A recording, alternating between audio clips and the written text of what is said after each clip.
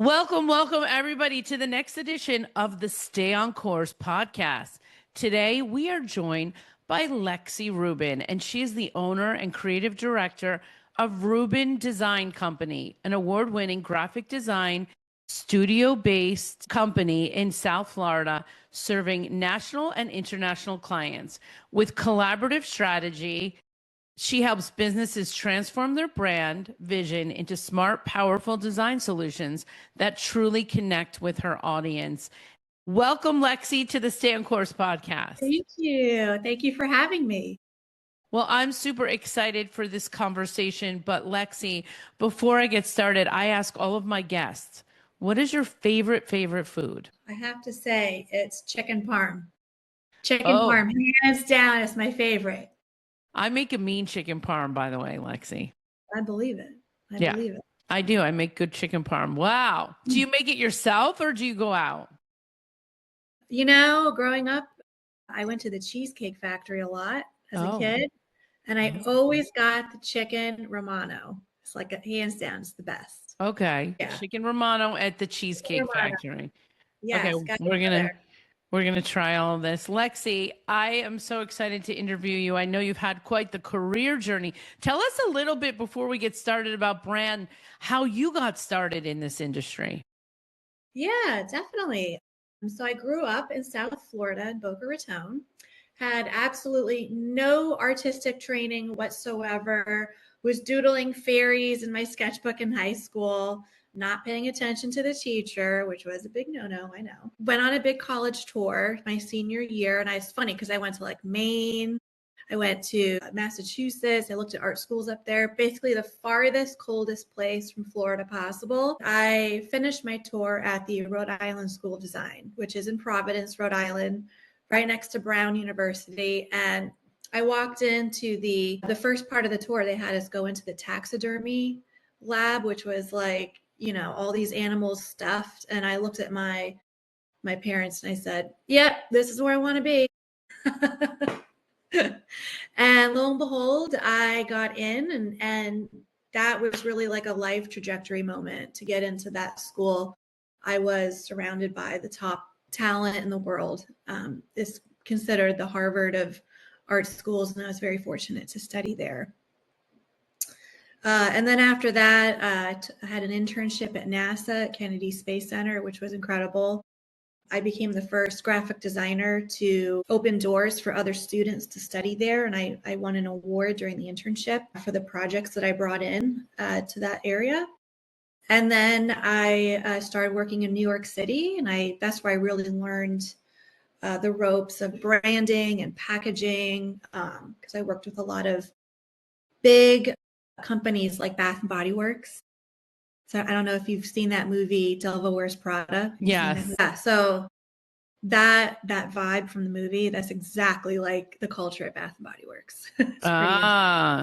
Interesting. Oh yeah. Paying your dues. It's all about paying your dues, right? Paying my dues with study everything, designs, hoping they liked it. Yeah. I you know what? I have not had a podcast about paying your dues. I would love to be able to tell I'm going to do an episode where I'm just going to talk about paying your dues. Because, you know, now today, I don't think the younger generations are paying the dues like we did. I don't think they are. Nope. I did the coffee runs, did all that. I took a temp job at L'Oreal in Midtown Manhattan, and I did some coffee runs on that job. Oh yeah, coffee runs. How about garbage? I used to take out garbage and clean toilets. I worked at the Edison recording studio in New York City, and I cleaned. I was there in New York City. I never even talk about this. I did it for a year. I cleaned toilets. I picked up after everybody. I brought them their lunch. Oh, paying dues. You know what? You have your foot in the door, and it's all about having that one connection that could change everything. Yeah, if you don't get your foot slammed in the door, which is what happened to me. I had a couple slam doors in my face, but that's a different podcast, Lexy. Let's get into branding. Let's get into it. So tell us where we need to start as far as thinking of our own personal brand as small business owners. So we want to start with your perception of how people perceive you as a business, right? And especially because AI is really ramping up and it's going to get bigger and bigger and bigger. Branding is more important now than ever because your brand is essentially like your voice. It's your business's outfit, if you will, of how people perceive you. So you have to get your brand in a good place. You cannot succeed if you're working with a friend or some family member or trying to do it yourself. Like I know a lot of businesses that do that just to try to save some money. You got to work with a professional because there's so much that goes into it that we don't even know about, and it influences the purchasing decision of your customers. It's really powerful. It's like why, Apple spends thousands of dollars on their branding, and Nike, and all those Starbucks. It's like because they understand how important that perception is. You got to make sure you're working with the right company for sure. Now, can you just give us like a little glimpse of brand? Like when we say the word brand, I think that, the definition of what that is kind of like gray. A little Tell us gray. it's a lot of gray for me. Tell me about that. Yeah, your brand is basically it's the first impression people have of you. That's what your brand is. It's like when you get up in the morning and you put your clothes on, like whatever outfit you're going to wear to, start the day. And then you go out and meet people and people see you in the outfit. Like you wouldn't go to a corporate business meeting in shorts and flip flops, right? Right. Because they're not going to take you seriously. You would have to Yes. dress a certain way to fit in with the culture of wherever you're going and to influence people, especially when they don't know you. Branding is like that. It's like you're influencing people that don't know you, that could be your customers, Yes. based on how your business looks. Yes. And it's your first impression. It's about being ready. Yep. Can I just say something real quick? Yes. This is why, okay, our LinkedIn has to be so dialed in, okay? Because our LinkedIn, in essence, can be your first impression even before your website, because the LinkedIn is the place where people are engaging and they're seeing you. And so even more so do we need to make sure that that is dialed in. Of course, the second piece of that is like what we look like, right? And I tell people all the time when we're here on this Zoom that like, be camera ready, guys, if you have a business, because you just don't know what time of day someone's going to say, can you jump on a call with me? Hey, Julie is calling me. She wants to go live. And now, it takes you an hour to get ready, but I'm only available for 20 minutes. So if you want to go live with me, I need you ready. So I talk about this all the time, Lexy. I talk about being ready. Well, have you ever heard that saying, like you never leave the front door in your pajamas? You always leave with some outfit on because you never know when you're going to get a flat tire. Right. And you don't want to get out of that car with a flat tire and you're in like, your jammies with your slippers or whatever. Well, I mean, it's just like, I just thought about my mother and how she drove us to school for like 4 years in her pajamas. She did. Yeah, She drove us in her pajamas. But I think like, it's so different now because we're working. A lot of us are working home and a lot of us don't need to be dressed up anymore. But I'm very serious about this because at least I have that. That's what I always think about. If nothing less, I have the way that I look, professional. I have my background, professional. I've already exceeded everyone else that is not even risen to that occasion. Number 2 is this. Having a professional microphone and lights. So now you look good. This is all branding. Now that I'm thinking about it. It absolutely is. Yeah. The way you're dressing. Yeah. And you know what? The way you dress too, it psychologically influences how you feel. Yeah. It really does. There's like a mental quality to it. Sure. I mean, I'm wearing yoga pants, but no one can see that. I mean, I would tell the people that would work with me, back in corporate, they're like, well, I wear my pajamas all day. I'm like, at least put on yoga pants. At least Yeah. be ready to take a walk. That's what I tell people. Yeah, Like yeah. on the top, be ready for business, and on the bottom, be ready to walk. Yeah, you don't want to see what I'm wearing from the belly button down. You don't want to know. Yeah, I don't want to know, but like at least for most of us, what we should be doing, all of you guys working from home, sitting at your desk all day, I think you should be having your yoga pants on and your sneakers should be right by your desk. Look at this. I can't make this up. Here they are, Oh right my gosh. here. I like the same pair. They're gray. Oh, they're on. Yeah, they're cloud. Yeah. Same pair. These are the best sneakers ever. So I have Yeah. my on clouds. I have they're right by my desk. I have my yoga pants on. So in the case that someone cancels, I can go out for a short, quick walk because we live in Florida. All right, I'm going to stop talking, Lexi. It's your floor here today, but when girls get together like this, Oh, I know. Especially with clothing. It's all we talk about. Well, think about this. Imagine going into the grocery store right now and imagine there was no branding on any products. How would you figure out what you're going to buy? right. Like if you're going down the cereal aisle and everything was white with big, bold, black text that said cornflakes and had all the information they wanted. And what if you can only use words to describe your product Yes. without any graphics on it? Yeah, yeah, exactly. Exactly. Wouldn't it be hard to figure out what cereal you were going to buy or what coffee you're going to buy? Yeah, it would be. Yeah. We're all saying the same thing. It would be because I think we get used to those colors too, right? You You see do. the color and you know exactly, oh, that's the Heinz or that's the Hellman's, Or the yellow whatever it is. Cheerio for the yellow. Yeah, Yeah. exactly. And I Yeah. don't know about you, but when I'm in the grocery store, I'm like rushing. I hate being in there. So I'm like, especially in Costco, it's like It's you get awful. it. Costco's is the worst. Yeah, you basically shop by colors. Like, okay, I know exactly what I need. Boom, boom, boom. Grab it. Let's get out of here. It's Yeah. just too big. It's too big. That's why I like Trader Joe's. I do love a Trader Joe's run. It's probably one of the only supermarkets I enjoy shopping at. What about Publix? You like Publix? No, I hate Publix because it's too expensive. It is expensive. I know. But I do like me some shopping online. I do Oh, love to shop especially, online. especially with clothing. I love to shop online for clothes. Really, I like to shop online for food. So I do a lot of like Instacart? You do I do Instacart? Walmart. I do Walmart Oh, delivery. great. Yeah. Yeah.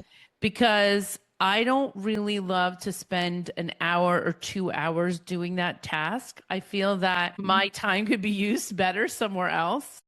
Yeah. You know what I'm saying? Like I feel like supermarket runs are such a waste of time because the time it takes to drive there, you have to shop, you have to check out, you have to drive home, and you have to put the food away. That could be a 2.5, 3 hour.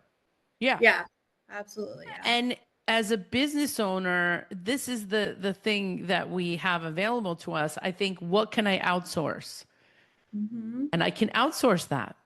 Yeah, and it's for a small fee. It's worth it. It's worth it. It's worth the $10 or the $100 you spend a year. I mean, that's why we do Amazon. Can you imagine what we would do without Amazon? I know. So it's funny to think there was a world before Amazon and there was a world before cell phones. You know what? I got to tell you something. I was a single mom for many years, okay? And I know you know this pain. And when I was working, this was before Amazon became really popular. I would have to go to Home Depot, Target, Costco, and some other specialty store. I would have to go on my lunch break to stop at 7 stores. Oh, Babies R Us I would have to go to because my daughter was young. And I'm like, I worked there for a little 4-month job. oh, really? Yeah. I love that store. I have a little bit of a shopping thing, a little addiction, when it comes to stuff. So I was there a lot. I have a lot of time at Target. Target is my nemesis. I go in, I'm only going to get the 5 things on my list. And what happens? I always get 10 things, 15 things. They designed the store for that. They designed the store. They put the scent, shooting the scent out right in the doorway. So you have a certain smell. to invigorate the senses. But I'm telling you, that's branding. That's branding. It's Yeah. literally manipulating. And you can do that for any size business. I feel like a lot of small businesses that I see, they miss that chance to really accelerate their growth, accelerate their revenue. And it also influences, like, if you're looking to grow your team or get like the right people on your team, your brand influences that too. So it's not just for your customers. It's It's also for the interesting. staff that you want to bring in. It like transforms a business. Yes. Yes, it does. It And really does. These businesses are just relying on referrals. And referrals are great because there's the immediate like trust. If you know someone and they're going to refer you, that's great. But your branding, like the way you look, like the way your website looks and the colors you're using and like the type of photos you're using, if they're high quality pictures and like what you're trying to say in the pictures, all of those things influence the way someone's perceiving you as a business and if they should engage with you. And the thing too is that people shop around, like they read reviews. That's a big thing. yes. So they'll look at you and they'll look at like a couple other, like think of a chiropractor, like you're trying to find a good chiropractor, right?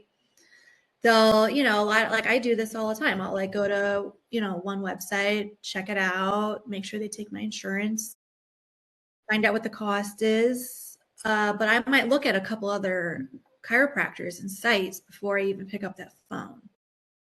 Yeah.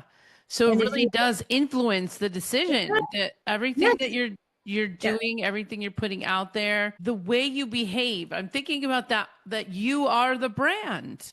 yep. It's like when you go to a networking meeting, right? And you're meeting other business owners, it's like the outfit you're wearing, the way you present yourself, the way you are with people, like that's that's a brand. Like you are a brand. And I think now that AI is ramping up, it's going to be so important that we all uh harness that part of our business, because that's the piece that everyone's going to be craving, is that human aspect of the business. Yes. AI can never do, because AI can't do that. No, it can't. And it can't Yeah. be like real and explain the history and all that stuff. I think that's really important. I think Mhm. if if the big thing I'm taking away today is like is this I am the brand piece, and you look at people like Alex Hermosi, Cody Sanchez, Gary Vaynerchuk, right? Even Grant Cardone. There's so many of those people that we see constantly in our feeds. If you're a business owner, you're seeing these people and they are the face of their business. They are the brand. Their personal brand is more successful than, whatever company they have. I don't even know Cody Sanchez. I don't know what her company is called, but I certainly know her. And I'm sure do you know Cody Sanchez? Too, and I know Grant Cardone, and I can tell you one thing about both of them. They spend thousands of dollars on their marketing and their branding. Of course. I mean, these guys And are, yeah, they but it's because they understand how valuable it is. Like Grant Cardone has a whole course on how to make your money grow 10 times faster. It's like 10x for all yeah, business owners. And all he talks about is everything that I do and I know for business owners. And you have first the foundation, the first thing you have to do is get your brand in the right place. And if you've had the same look for like at least a decade, 10 years, you gotta change it up. It's most likely going to be outdated, because like every decade people's aesthetics change, things, trends come and go, and people's like expectations change of like what they're looking for in their mind. So you have to stay relevant to that in order to attain those people. And I mean, we've got so many channels now where we can do that. LinkedIn is huge. I mean, you can get so much business just on LinkedIn with lead generation. yeah. But you also have your social media channels. You have Facebook, TikTok, Instagram. I mean, those are other great avenues to build that brand awareness and get people to know you and your business. Yep. What's the hot thing? What's hot in branding right now? What is the new trend? I think the trend right now is all about typography. Typography is a fancy word for a font. And there's these big studios that only do typefaces, whereas it's designers that are specializing in the alphabet, and they design the whole alphabet and make it look a certain way. And there's like a whole like geometric science behind it in terms of how to build letters like the alphabet. And typefaces are very hot right now because it's all like your typeface that you're using in your logo, the typeface you're using in like the headlines on your website, the typefaces you're using on your business card. They can all give a certain personality. They can make you look like a friendly, casual business, or they can make you look more serious and professional. Like maybe you're a law firm, you're not going to have like a bubbly or scripty typeface on your cards. You're going to have something a little bit more serious and professional looking. So I think that's pretty hot right now. I'm seeing a lot of like motion graphics being used. I think people are craving this like immersive experience with design, especially like on your website. Like the static pictures and text is very kind of, been there, done that. I think people are expecting more. So we're seeing more video on websites. Video is great. Like I love to use video Yeah. for my Yeah. clients.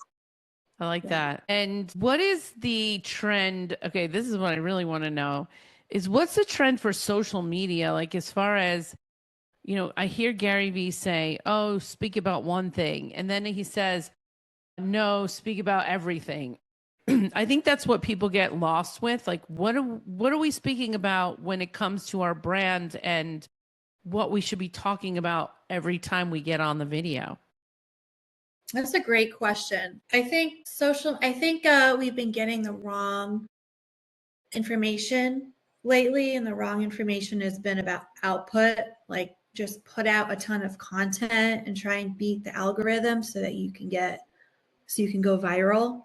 So I think people are just like putting out like silly content that might not be really relevant or helpful for the sake of just putting it out there. I think what's the best way to do it is to just be authentic. Be authentic to you, and say what you need to say and how you can help. Oh my God. Well, yeah. So like if I say what I'm going to say as it relates to my business, that's one thing. But if I say what I want to say because I want to say it, that's another Yeah, that's another thing because there's so many things that I want to say and I have this microphone, you know what I mean? So I yeah, have the ability to say and be an influencer in this space because I have this thing right here. But that doesn't mean that I can actually say what I want to say, right, Lexi? right. That's true. That's true. I know. So I have to refrain myself. Everyone's sitting there thinking, what is Julie thinking? What is Julie? There's a lot of things I'm thinking about right now. I'm holding back, but I think I might have to do just one rant episode where I Yeah, just kind of rant it out because, sometimes that is a thing too. That's part of the brand, isn't it? it is. Yeah, it is.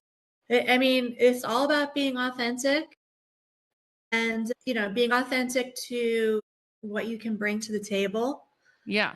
and how you're going to be different from Yeah. somebody else that does something similar. That's the other thing is we all, unfortunately, in capital America, we all have competition. You know what the worst part is? Not to Okay. say it's not a bad way, but I mean, it's just the nature of it is that, Exactly. I think that here's the problem. You know, we are multi-dimensional people, right? As it relates to who we are and our brand, right? There's a yeah. whole lot of stuff we have been told not to talk about. We have been told not to talk about, politics, Oh God. our divorces, like there's all this stuff we've been taught not to talk about. And I'm like, but that's the stuff that makes us who we are. Religion, what we believe, our faith, like that is the core of Mhm. who we are, right?